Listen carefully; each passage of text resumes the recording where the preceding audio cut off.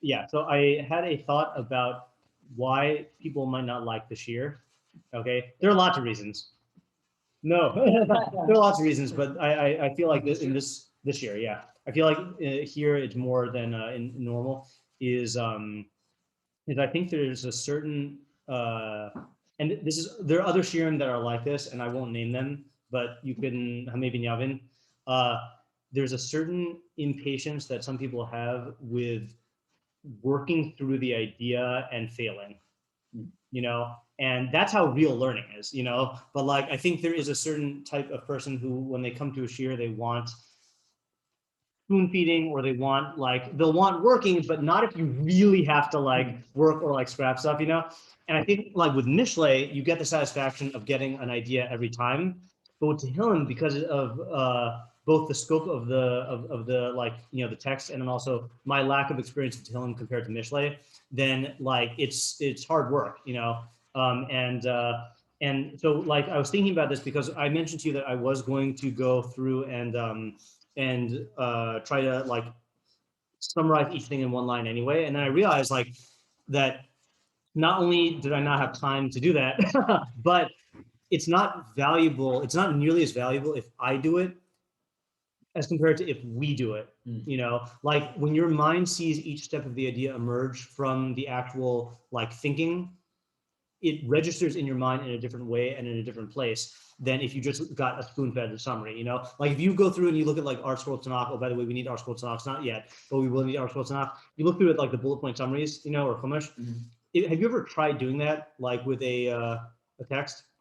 So I used to have in my Chumash class, I used to have the students to make it. I used to have my students when we did Sefer Bereshis. So I would only get through the first like 15 prakim inside, but then I was responsible for teaching them the rest, and I would have them take the other parsha and then create full outlines of the entire parsha where you bullet pointed every single section. You get a lot out of doing that, and like same thing in like the Mishnah Torah. I used to do that with the Mishnah Torah. Now the newfangled realms have them in there anyway, but like you get a lot from like having your mind like identify and label and like order and stuff like that. So that's another benefit. Like Adam Rishon, yeah, naming the Tehilim animals. Yeah, no, it's true, it's true. Okay, so let's do this. Okay, we're not going to read through the whole perek again because we're going to end up doing that anyway. Let's try to get the progression of ideas. And like I said at the bottom there, I clustered them based on the Radak, but it's possible that you could disagree, and we'll reorganize them.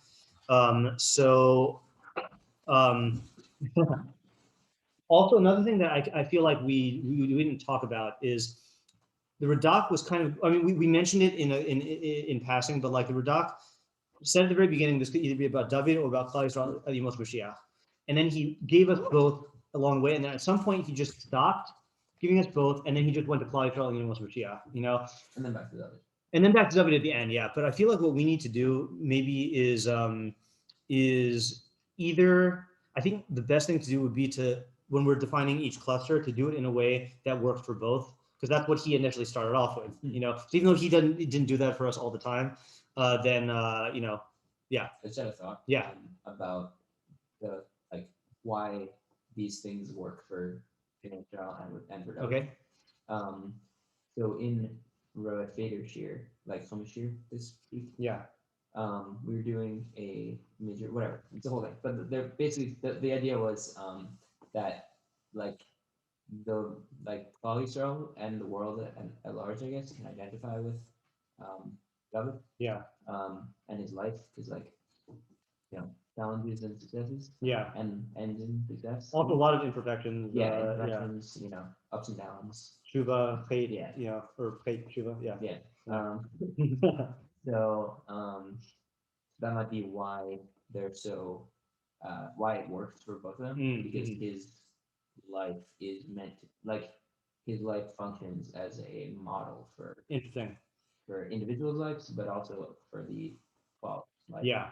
Okay, that definitely is possible. I have a slightly different take on it now that you're getting my gears turning.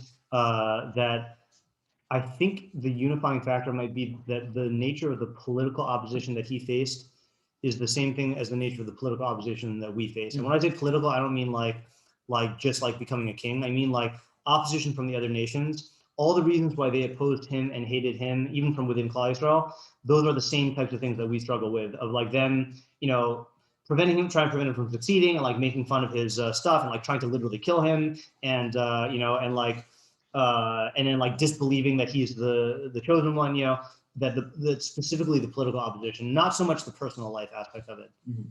I just see that being, I mean, now what you're saying might work for other areas, but I'm saying for this one in particular, then I think that those are the things that are highlighted here. Yeah. Okay. So let's go 1 through 4. What's the main theme of that? And again, feel free to challenge me about where I draw the line, but I think 1 through 4 is indisputable. Yeah. And our goal is to boil it down to 1 sentence summaries, not just 1 word themes, 1 sentence summaries of main ideas.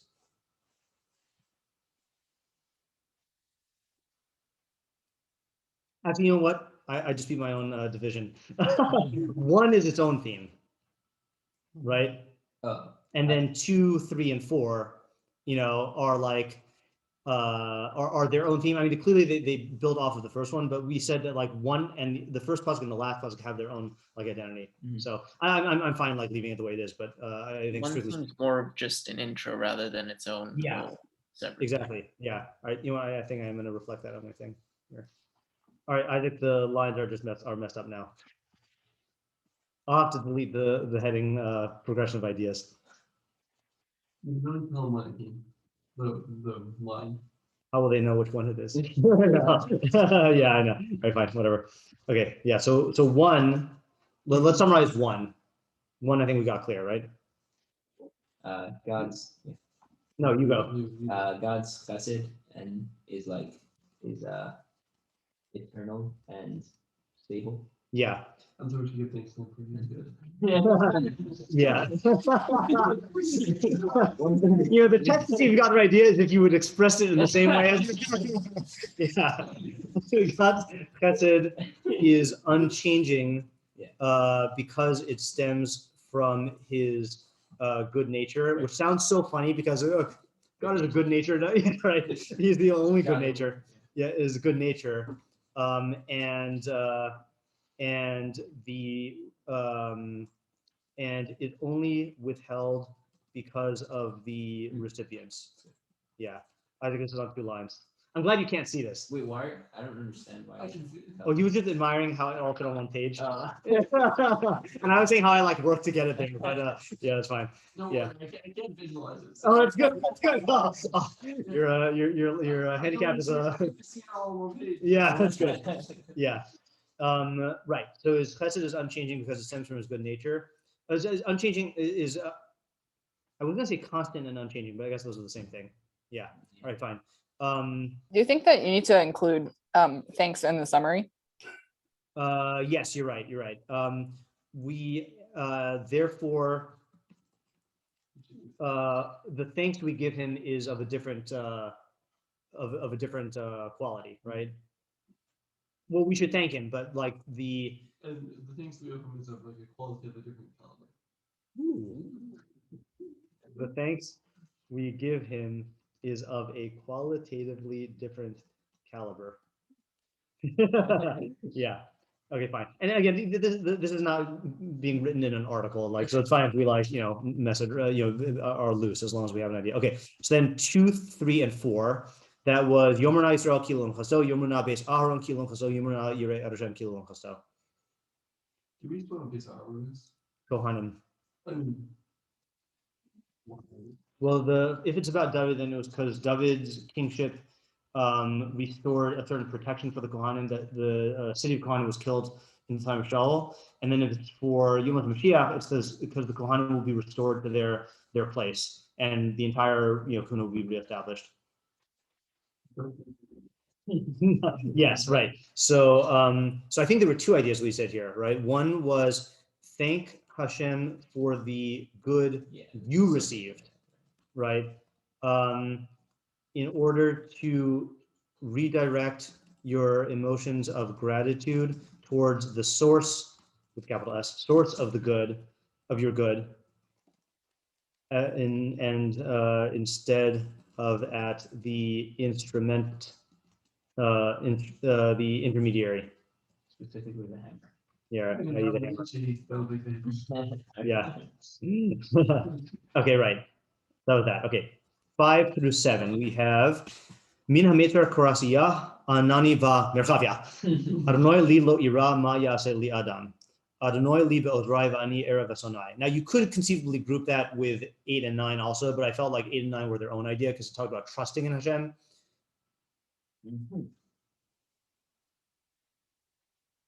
I mean, yeah, right.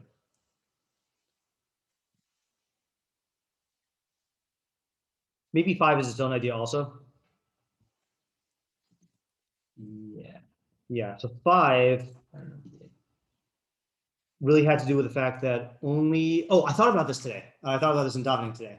Well, I'll say the idea first, right? Is that only God can help you because only He is not bound by the Meitar, Aha. right? By the straits. And I was thinking about this because when I was saying the bracha of Goel Yisrael in the Shemona Esrei, which is about, we know what that's about. Can you be more specific? And that's the one wrong answer. No, right. So there's because the trick is that there's 2 brachos of Geula. Okay, there's Goel Yisrael, and then there's the Kibbutz Galius. So the Goel Yisrael, and a lot of people don't know this. The Goel Yisrael in Shemona Esrei is about Geula from personal tzara, and you know that because it's in the first half of the bakashos are all personal requests, even though you're saying it in the plural, and then the last half are all requests on Klal Yisrael. So if you are in a tzara in your life, or you know someone who's in a tzara, then that's the place to put the bakasha to redeem them from the tzara.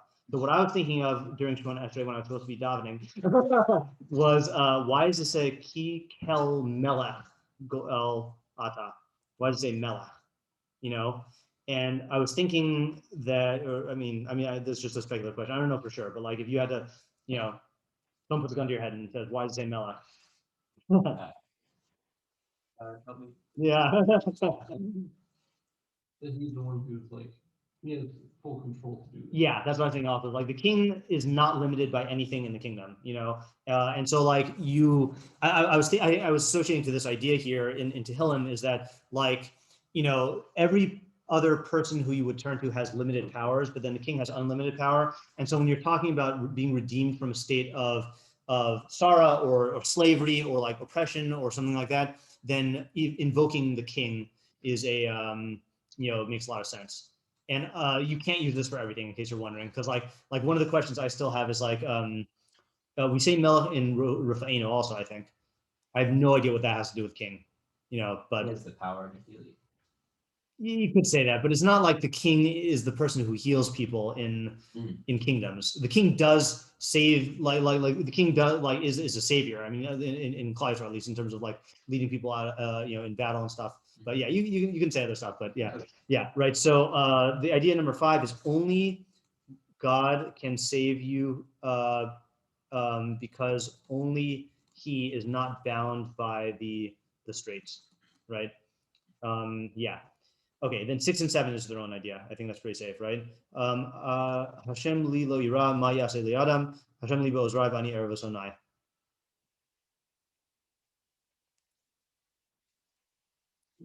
That actually does have a progression, I think, from 5 to 6. What would you say the progression is? Since we can rely on him. Since we can rely on him, absolutely. There's no need for fear of him being limited or not able to help you. Hold on a second. Let me just look at this again. Where are you thinking that in the pasuk? I'm saying that's the truth. Oh, you mean for the Maya Feli Adam?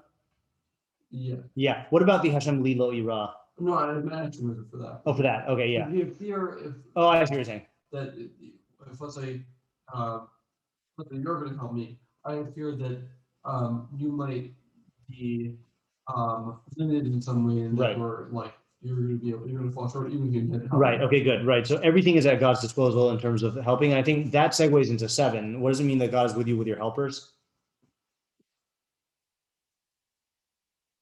I think it was more about 6, which was the thing that like the only bad that someone can do to you is No, people can't actively feel bad feel. Yeah, I kind of undid that in my podcast today. Did you listen to it? No. Okay, yeah. So don't listen to it. Yeah. I finally fixed the fight with Epictetus. I blame you. Really? Yeah, but in a good way though. What did I do? You were asking me about it last time. Aha. Oops. No, it's good. It's good. It's good. I just don't know what the good is anymore. It's okay. Yeah. Yeah. But we'll pretend that we know what it is. So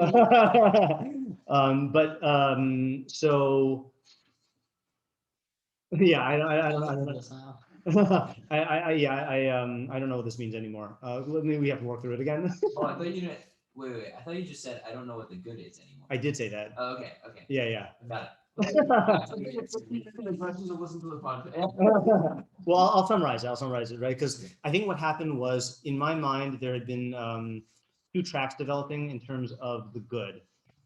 So the Stoic track / the Mishle track has to do with whatever the good is in abstract.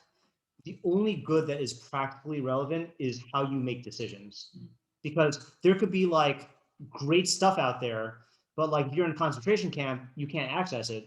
So the only thing you can do is make the best decision where you're at, you know? So that's the Stoic idea of the good, because the good is only using your will correctly. Okay, the Torah idea of the good, though, is expressed in Bereshis. Ki Tov, that God thought that it's good, and goodness in Bereshis is existence in line with the way that you're designed. So for plants and animals and planets and all that other stuff, like that is, they don't have a choice to be good. They're programmed to be good, you know? But for us, we can choose to not live as a Tehilim Elohim. And our good is living as a Tehilim Elohim, living as a rational animal. And by rational animal, I mean rational, truth-speaking animal is that you have a physical body and a psyche. And the good would really be living as a harmonious organism where you're taking care of all your needs in a manner that lets you pursue truth, you know, like that's the good. So according to that definition, there are bad things that can happen to you, right? And like if you are like, I'm pretty sure that, you know, the destruction of the base of Mikdash was bad. You know, that deprived us of the ability to like live as a Tehilim Elohim. You know, loss of knowledge is bad, death is bad. You know, and we hold that there's such a thing as bad in the world. Like death is bad. In this grand scheme of things, it's good. But if you die, then that's bad for you. You know, so now I'm caught in this thing where I think when we learned Tehilim, I was still only thinking about it in the Stoic mode, that no one can actually harm you because they can't harm the part of you that can make decisions. You can always make decisions. But they can harm you functioning harmoniously as a No, they can't. Well, okay, that's the thing. Right. They can. Okay, well, this is where my dilemma comes in, is that they could like they can't interfere with your ability to choose the good. That I think we can agree with, right? So in that sense, you're invincible. But they can harm. They can, through harming external circumstances, and by that I'm including your body and your emotions, then they can remove you the good from you of seeking the truth in the maximal way, you know. Like, I feel like in the practical sense, if someone steals your paper meat, like you can't learn the ideas that follow enough. Yeah, right. But you don't lose your ability to make the decision. No, that I'm saying is the Stoic idea of the good. You're not using ability to make decisions, but like let's say all the Chachamei Masorah are killed, right? Like Nebuchadnezzar almost did, you know. So like that's bad. There's a huge loss of knowledge in humanity, you know. Or let's say like the Dark Ages happen in Europe, you know, that was really bad for humanity. Or let's say your Chavrusa dies, you know, like with the Reish Lakish from Rabbi Yochanan, that was really bad for him, you know. Or you know, or a chacham becomes senile, you know, like that's really bad for him, you know. So it's not bad for his decision making, but it is bad for his ability to partake of the good in terms of the Tehilim Elohim. So you're not holding that a person can ever lose their ability to make decisions. Right. You can always make decisions, right? Right, because external damage could make it that the amount of, like the decisions that you can make are like tremendously limited. Like if all this knowledge was just gone, like you can make decisions to like try to find knowledge, but like you're not gonna find it. Or you just have to use your own brain to like come up with something. Right. And you're not gonna, meaning that your You'll get where ability, you could have been. yeah, exactly. Yeah. And that's like objective good outside of the self. Like what the Stoics are doing is they're putting all of the good in terms of the only thing that's good or bad is how you use your will. And no one can touch that, and nothing that happens to you outside can affect that, But Torah places the good as an objective reality, and it's true you have to make decisions to get to the good, but but the good is an objective reality. Why would I you? understand someone is chatting, which I will repeat. I don't like. Okay, yeah, you can speak. I just for some reason I don't like the chat, so like just speak and forever hold your ideas if you don't speak. Yeah.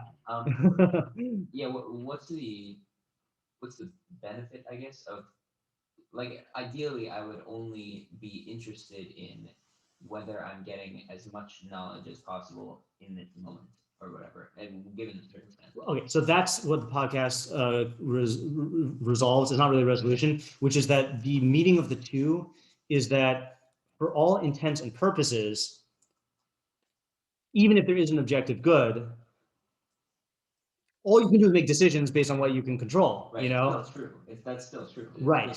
So it doesn't matter. So yeah. So what does W mean when he says, "What can anyone do to me?" Yeah, I think That's where I was having a hard time, and I actually just had to stop. But yeah. Yeah, I think the question comes from the Seneca says no one can harm you because no one can harm your decision making. Right. And that is not we're saying it's not the same thing that definitely not the thing when he says no one can harm you. Right. Yes. Yeah. That's the statement of the problem in terms of the parish that we gave on Tehilim. Yeah. Right. I mean, he's saying, right. Meaning no one can harm your decision making, but who else can harm your circumstances? Right. But let's just give you a simple example. Let's say someone injures David on the head, and as a result of that, he can't focus anymore on anything. That's inevitably going to deprive him of knowledge. Now, we're not saying that that's bad in this, like, it's not going to prevent him from making the best decision he can, but it is depriving him of knowledge. He can't be involved in knowledge anymore, or enemies are chasing him and he can't learn, So we're saying when he says here, no one can hurt me, like, what does that mean? Meaning, Yeah. Originally we're saying it means nobody can affect my decision making. Right. And now we're saying that's problematic because even if no one can hurt his decision making, they can hit him over the head, and then his decision making can be very limited. No, his decision making is never limited, but his ability to be involved in knowledge can be. Right, but what if all he's interested in is getting as much knowledge as he can, given the circumstances? If that's all he's concerned about, then no one can do anything. Right, that's true. Yeah. Does that work? I mean, it might be objectively bad. Right. Harm him by harm circumstances. Yeah, but then he'll But it- work within those. Right, limits. right. If what he means by no one can harm me is, I feel like we're back to what we originally said, and no one can harm my decision making, meaning as long as I'm It's just always about just knowledge. trying to. do Yeah, that's what I but can do. this is another step, Yeah. which is that when we started the question, it was wherein lies the good? Is the good in how your decision making, or is in the good in terms of your good as a Tselem Elohim? And what we're saying is your good is as a choosing Tselem Elohim, meaning that you're choosing the good, which is knowledge. That's good as a Tselem Elohim, but functionally speaking, or not, maybe that's not the best way to say it. Like all you can do is make choices. Like you can't. Right. Like I can't teleport and go back, or time travel and go back to the time of the Nevi'im to like get more knowledge. Is that bad? Well, it's bad in the grand objective sense, but in terms of how I live, it's not bad because I can't do anything about it. I can't time travel. And you wouldn't say that time is harming you. Right, exactly. Right. And are you just? But you would say I have access to less. I have access to less good. Yeah. But in terms of my virtue, my ability to choose well, like my ability to live the good life, you wouldn't say that I am not living, I'm not being bocher b'tov, that my b'chir b'tov is compromised simply because an option is not available to me. So b'chir b'tov is really, if you had to boil it down, Yeah. which is ironically what God tells us to do. Right. Choose good. Yeah, right.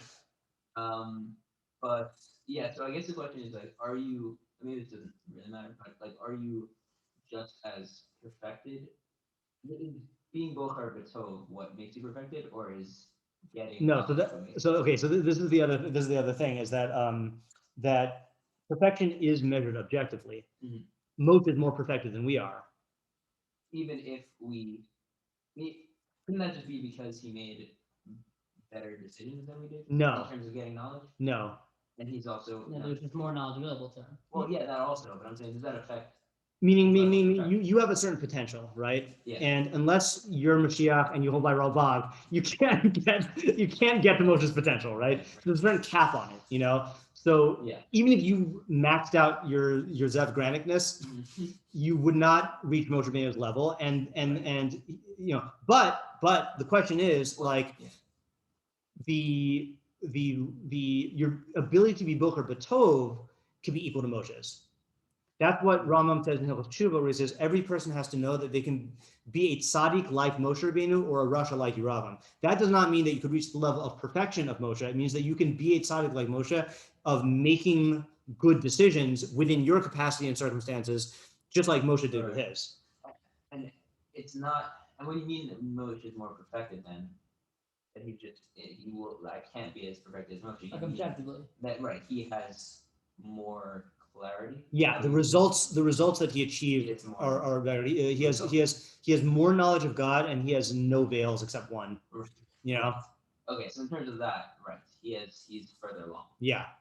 But in terms of his decision making, you could get to that. Right. You could even get beyond that point, because conceivably imagine a person who never sinned. Right. And Moshe did sin. Right. You know, so in terms of now you could say, well, Moshe did tshuva and then he's more perfected. You know, but like, you know, conceivably, like. Yes. Yeah. So there's like, I feel like I need to integrate this into something in my life, but I feel like this is good now that there's like I've thought these thoughts before, but just not from this vantage point. You know, there's like two standards of Tov. There's the objective Tov, and then there's the Tov in terms. Yeah, we need to come up with a terminology. Well, yeah, also the. Yeah, Shimon? Sorry. Isn't the objective Tov isn't that like irrational to try and go after that? Yeah. It's so far out of reach that Yeah, that the other one would make more sense. And even so, within that, there are levels of what's a good decision or better decisions. So. Yeah. So here's the only thing, though. It is irrational to try to get it because no one can get it. But it is the underlying basis for what we are being boker when we are boker b'tov. You know, like it's relevant. It's just not as that absolute standard. Like which decision brings me closer to that? Yeah. Which decision brings me closer to that? Right. Yeah. So it's like the abstract Tov, and you have your personal Tov, which is trying to get. Right. It's like the platonic Tov. Yeah. Yeah. And you're trying to get closer to the platonic ideal. Yeah. I don't really understand how this is practically different though from our original idea of how it can affect the decision making. So let's go through the Havamina and Maskana. Okay. The Havamina. Oh, sorry. How it affects the decision making? Oh, that on the pasuk, you mean? Like. Yeah. Yeah. So the Havamina was, I was saying, I just want to go through it to get all the steps clear, right? So what can any man do to me? So what we were saying is that no one can harm you because the you is the decision-making ability, and no one can take that away or interfere with it in any way, right? But then the question was, is that how we measure harm and good? Isn't harm and good measured by whether you, to the extent to which you're living in line with your nature as a Tzelem Elohim, and like someone could harm you? Isn't that decision making though? No, we were saying objectively, like you know, if someone knocks an idea out of your head, you did suffer a real harm. You lost knowledge. Right, but as long as you retain that trying to live as a son, okay. That's the answer. That's the answer. But you're asking like, well, I'm trying. I feel like the answer is the same thing though. Meaning, all we're really doing is introducing this new piece of. That revolutionized everything. Yeah. Yeah. I'm saying, yeah. Okay, so I can understand. Meaning, it's still the same thing that as long as you're trying to live in some okay, now we're saying, but there are also things out of your control that could like somehow lessen that. But like, as long as you keep doing that, then like. Well, we gotta go one step at a time. Let's go back to the question, right? So we first said that being able to choose, not the good. Being able to choose is like the only measure of good and bad. Yeah. So no one can take that away from you. So no one can harm him. Okay. But then we said there's an objective idea of Tov, which is living as a Tehilim. And for an example, I'm going to use a non-human creature, a plant. Okay. Mhm. What do plants do? What's their Tov? Growing, Mhm. right? So if I just deprive the plant of sunlight, Mhm. I am harming the plant Right. because I am inhibiting the thing that's Tov for it. Right. Spike can't choose. Right. Okay. So for a human being is a rational animal, Mhm. and what makes you human is your ability to know, is and the knowledge that you get. So ostensibly, if I took a kid and just never gave them any knowledge, Mhm. I'm doing bad to them because I'm preventing them from actualizing their nature in the same way that I would be preventing the plant from actualizing its nature. Mhm. So now it seems like you can harm a human if you prevent them from actualizing their nature. That's the question. Okay. So then what does David mean when he says, what man can harm me? If David spent the rest of his life hiding in a cave and Mhm. never wrote Tehilim, Mhm. he would be missing out on all that Tov. Right. Okay, so that's the question. Okay. Now the answer is, what is the actual Tov for a human, or what is the standard of harm is being boker b'tov and boker b'ra, choosing good and choosing bad. Okay, which means that there is an idea of the objective good Mhm.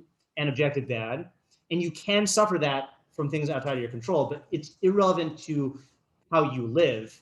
How you live is just is ultimately going to be how you choose, Right. and choosing the good. So no one can take away David Melch's ability to choose the good, even if the amount of good accessible to him is limited or compromised. Right. So like back to the example with the kid and the plant. Yeah. When you deprive the plant of sunlight, the plant has no option except Right. to not grow. Exactly. When you deprive the kid of knowledge, the kid still has that ability to choose the good. Mm-hmm.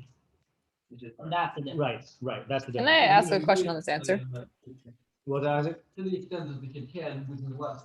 Right. Yeah. Right, Yeah. exactly, yeah. And so in that sense, you are, from a cosmic perspective, right, from God's perspective, let's say, right, then that kid is less perfected than the kid could have been, you know, and that's like a tragedy in terms of the again, I can only say from God's perspective, you know, like from an objective perspective, it is bad that this kid did not get knowledge. Because he's less in line with his nature. He's less in line with his nature. But from the perspective of like how you live in your life, the kid's not doing bad, as long as he's making the best decision to be Boker Tov in line with his.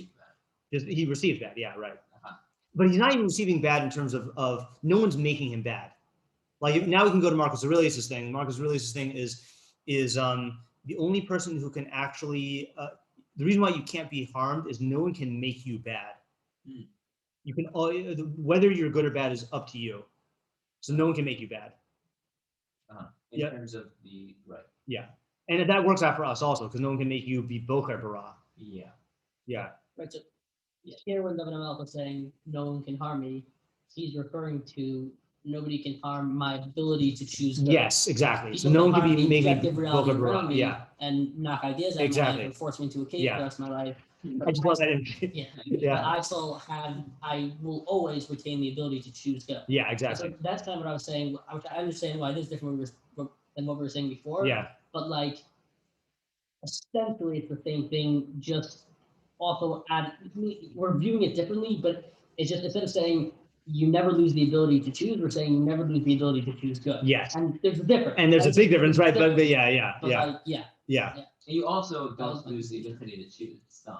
You also don't lose the ability to choose some, but then that itself would not be enough to explain this in line with the Torah, because the Torah does have the Arlakim Ki Tov. Right. Yeah. Right. Yeah. And so just last thing, yeah. if we were still saying the first thing that you just have the ability to choose, Yeah. then we would have this problem that, well, what about the bad that can be imposed on you? Yeah, So right. really you can still be harmed. I mean, the only way you can explain David Melch saying Yeah. I can't be harmed is Yeah. not from his ability to choose Tom, but Yeah. from his ability to choose good. Yeah. That's good.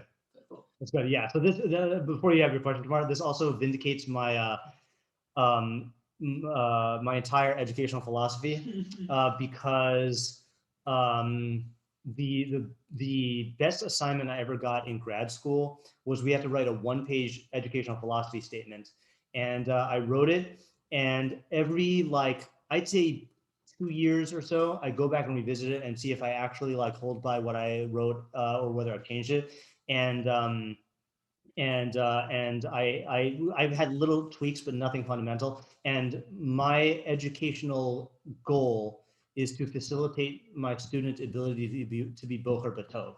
Now I have a different understanding of what that means, but like it's good. What that means is that I was on the right track based on my undeveloped intuition at the time that I wrote it. Right. And just now I actually like understand what I meant in a different way. Cool. Yeah. Yeah. Yeah, Tamar. Okay. I think I have 2 questions about this. Okay. Coming from like the language of the pasuk, I think. Okay. Sorry about the bird. I could go somewhere else if it's like really loud. That's Okay. So I guess my questions were, one is that I feel like this answer doesn't incorporate the first half of the pasuk. Hashem Lee. Yeah. Yeah. And okay, also, it kind of just seems funny to me. Like, yeah, okay, like maybe other people can't interfere with his ability to choose the good, but doesn't sound to me like Maya Celia dumb. Like, it seems to me like, okay, like maybe you could say like I don't know what I would think the pasuk would say if that was the idea exactly, but it seems to me like it's not like people can do nothing to you. It's just that there's like something that they can't touch. That's what it sounds like. Yeah. Okay, yeah. Okay, so let me try to address both of them and then tell me if it doesn't work. But so with Hashem Li, I still think that the Targum is really good. The Targum on close. That the word of God is my support, which the word Memra is the word or the wisdom of God is my support, you know? So as long as that's your foundation is Shem Hashem, then you can't be harmed. And I guess we do have to tweak that a little bit then, that the Shem Hashem being your support means that that's what guides your decision making. Right. Right. Which is good. Which is good, yeah. Meaning the understanding the memra. Yeah. Yeah. That's the good. That is the criterion for how you're bocher b'tov. Like that's how you measure the tov, is whatever Shem Hashem Right. dictates or leads you to Shem Hashem or is in line with Shem Hashem. Right. Clarifying, so tov is more in this framework. We're looking at tov as like a direction. Like that, it's a direction of movement. Like moving toward the good. As to caring about how much tov. Exactly. Yeah. Yeah. Motion towards the good. Okay. So that Hashem is with me, meaning that is the value system in which I am operating, is moving towards Shem Hashem. Right. And I almost called you Targum. And Tamar, I'm getting that from the Targum. Does that make sense for the first one, or okay? And then what can man do to me? So I think the key word is me, right? Is people can harm his body and his name and his possessions and even his feelings, you know, but that's not him. What is him living in line with his nature or not? Isn't that him? But can they harm that? Well, they can't harm his being bocher b'tov, right, his prime mover or whatever you want to call it. Yeah. Right. I guess you would have thought, I guess, that me would be like the entire organism that's living in line with itself. Right, but it's not, right? Exactly, yeah. Meaning, the me we saw in the early perek is shuvi nafshi limnuchachti ki adoshem gomal alaychi is my nefesh. Right. You know. Yeah. And we're positing that the nefesh is this. It's not just that we're positing it, by the way, but there's a good shot on when God says Nase Adam b'taminu kidmuseno. So let us make man in our form, like our likeness. So the Sforno has all the Mepharshim say that that's about knowledge, but Sforno has the best shot in my opinion, because he says that Tzelem Elokim is the part of you that can have knowledge, and then that's B'Tzalmenu, and then and he learns B'Tzalmenu, I think, is like us, meaning God and the angels, because God and the angels are pure intellect, right? And then Kidmusenu, like our likeness, is referring to free will. And the reason why it's like our likeness is that man's free will is different. I mean, it doesn't say bidmusenu. in our likeness. It's like our likeness because man's free will is different than God's and the angels, because God's free will is absolute. Well, first of all, what's the main thing that makes man's free will different than the angels? With Yitzhara, right? So angels don't have Yitzhara, and God doesn't have Yitzhara. So they have free will. I don't know what it means, but they have free will, but in choosing the good, you know, that they and I don't know what that means, but that was you heard the tape burning story. So in my first year in yeshiva, then he wouldn't mind if I mentioned this. Rabbi Schwartz gave us a shiur in the Hodu perek, and like we were talking about angels and free will, and like he said that angels don't have free will, you know, and then he went to talk it over with Rebbe, and then Rebbe said, no, of course angels have free will. And he showed him like in the Morning Nevuchim where he talked about angels having free will. And I remember just Rebbe came in and was, okay, guys, we got to burn the tapes, you know. But he had, I don't think we actually burned them, but I think like he had to like re-record them, you know. But I remember just, it was the first time I heard the notion that angels could have free will. I thought the free will was only for Yitzhar and Yitzhar Tov. But anyway, the reason why I'm bringing this up is because that pasuk is, if there's any pasuk in Torah that defines human nature, that's the pasuk. Naz Adam B'Talmeinu Kidmutenu. So it is interesting that those two are both identified as human, as what makes human beings human. And according to what we're saying, it really is a marriage of the both of them. Right. Choosing The good as defined by Tzelem Elokim good. right. But it's not just good for the Tzelem Elokim, it's good for, isn't it good for the entire package, the entire organism? So functionally, it's going to have to be that, but I think it still is measured by the Tzelem Elokim. Okay, meaning like, for example, if you said that like, what is the good of a car? So the good of a car is a vehicle for transportation. So the good of the car is going to be in terms of like its ability to do that, you know? And it's true that there's such a thing as like, but yeah, the wheels have to be functional and like the, you know, but it's all in service of like the thing that defines it, you know, that is its essence. Okay. So that's why we care about the rest of the organism, not because we care about like your tongue getting things that taste good and like your skin being like, you know, durable and, you know, whatever, like whatever the, yeah. Well, that, Nice texture. yeah. But it's but all of those are only insofar as the Tehilim can function maximally. Yeah. For the example of a car, Yeah. The function of it, the good, would be just to get you from point A to point B or whatever. But Right. sometimes things can go above and beyond that. Like it might be a more comfortable car, it might be something. So how would that play into? Yeah. So I think that's where we would differ, because I think we would not care about, in an absolute sense, I'm saying like, I'm not saying like you should give up all like pleasurable things, but like, you know, in an absolute sense, I think that we would only care about perks to the body if it is, insofar as it facilitates life of seeking knowledge. You know, like we do, let's say like Oneg Shabbos is a good example, you know, is we do value having really tasty food on Shabbos, you know, and for the average person, then like that's just to make them happy or whatever. But the ideal is that puts you in a state where it's most conducive to being able to be involved in Chachma or living as a Tzelem Elokim. You know, whereas with the car, having like comfortable seats doesn't actually affect how the car can go, unless you're going to say that if the car's comfortable seats, you're going to be more likely to use it or something like that, you know, Or be able to go farther. or be able to go farther. Yeah, right. Yeah, like, yeah, meaning like on a road trip, you want the one with comfortable seats, you know, not the yeah. Yeah, so I'm still having a hard time with what the problem is with our original statement that I'll drop No, it. go ahead. No, go ahead. No. It's because No man left behind. obviously you can objectively harm him in terms of like if you remove the ideas from Yeah. his head, Yeah. okay? But if we're saying that when he said no man can harm me, he's referring to no man can harm my ability to choose, Yeah. decide, Yeah. that still stands true, even when people objectively Right. harm him in reality. Right. Yes. The problem Yeah. is then if benefit and harm are only in terms of choosing, period. Mhm. So then what does the Torah mean when it says good is all the stuff that the Torah says is good, and bad is all the stuff that the Torah says is bad. Like death is bad.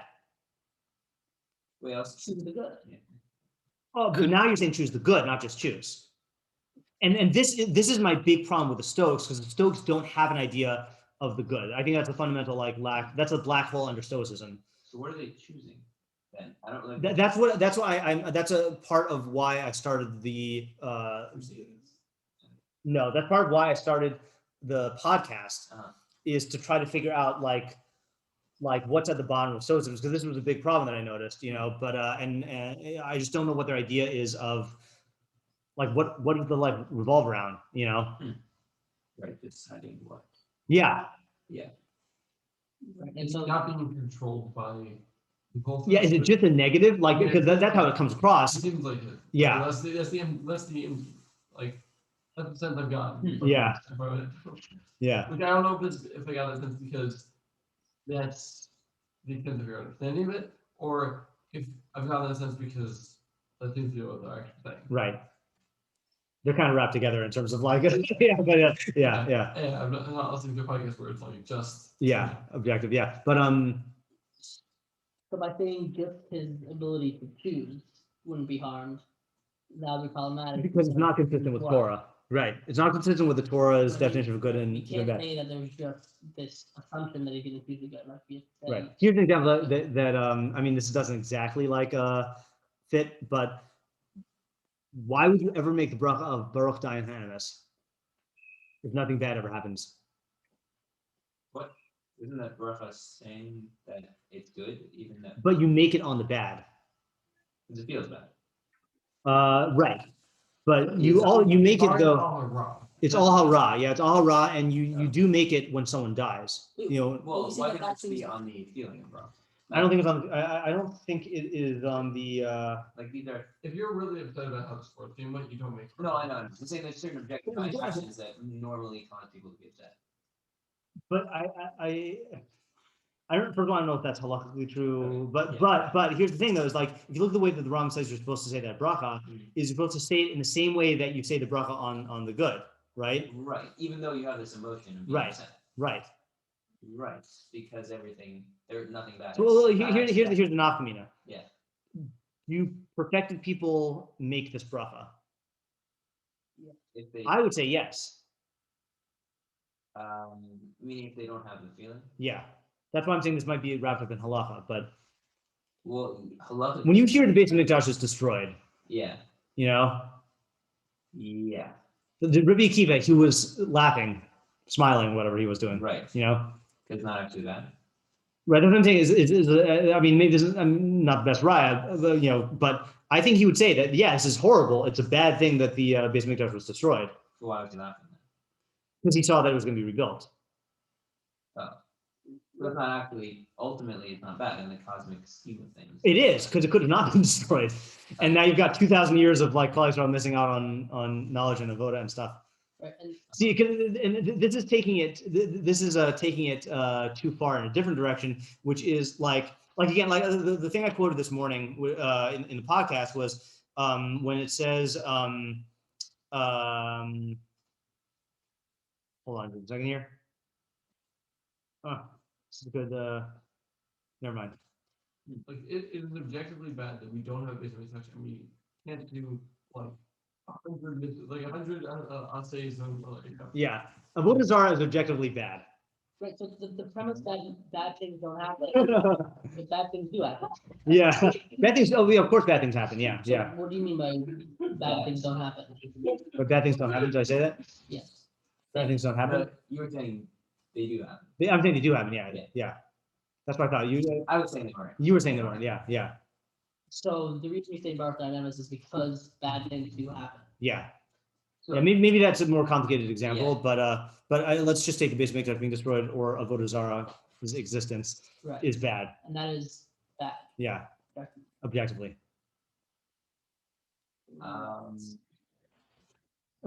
My heart. Walking into Tehilim here to get closer to God, and saying avodah zarah is not bad. Worst shiur ever. But not objectively bad. Yeah. Yeah. That Well, that itself might be objectively bad, but your reaction to how you approach that and how you conduct yourself afterwards, yeah, that doesn't necessarily have to be. that's not necessarily bad, right? What? He said that itself is bad, but how you conduct yourself afterwards is not bad. Well, I mean, if you go through the motor, But it's if okay, I don't want to get it. No, because that's the. No, that's because you're choosing to move away from the good. Yeah. That's why doing good are Right. yes, that's what I'm saying. Because you're Right. being both are bad. Yes. But okay, yes, I understand. Because, okay. If you you have to. Okay, if you're saying that being bocher betov means anything, then there has to be a tov that you're being bocher. Right. So We're not Yeah. doing anything. no, that's good. No, the base matrix being destroyed is moving you away from the ideal that you are. That is good to move toward. Yeah. So it's wrong. Right. Because there is an ideal of you getting more knowledge and everyone getting more Right. knowledge, and the base matrix getting destroyed is moving away from that. Right. Now, my inability to access the base of Mikdash, and I wish I had a better way to say this, from a cosmic sense, is Ra. But from a living sense, Right. I'm not living any worse in terms of like how I go about my life. Yeah, I'm not choosing bad. but you're in a worse state than I'm in a worse state than I would be. Yes. Right. Right. So you're still choosing all the good that is possible. Right. Your decisions are. I'm not, in terms of being a tzaddik, that doesn't limit my ability to be a tzaddik in the wrong sense of anyone could be a tzaddik like Moshe Rabbeinu, but no one can be on the level of perfection of Moshe Rabbeinu. Right, and that would be the idea of saying Bartholomeus on the basically being destroyed. That like this is bad, but I can still choose good, and Right. like it will get rebuilt. Right. And like there is a grand scheme, and the grand scheme is eternally good. Yeah, right. Why do you say the Bartholomew exactly the same way? Oh, As you would. that's exactly why, because the grand scheme is still good. The grand scheme is still good. It's just that this Well, is no. bad, and this Well, is the bad. word bad in the grand scheme of things. No, not in the grand scheme of things. I think it is. That's what you're I saying. think it is bad. Cosmically, it's bad. Yeah, cosmically it's bad. Yeah, You're making a bracha on the Dayan Ha'emes, though. You're making a bracha on the Midas Adin. The Midas Adin is good.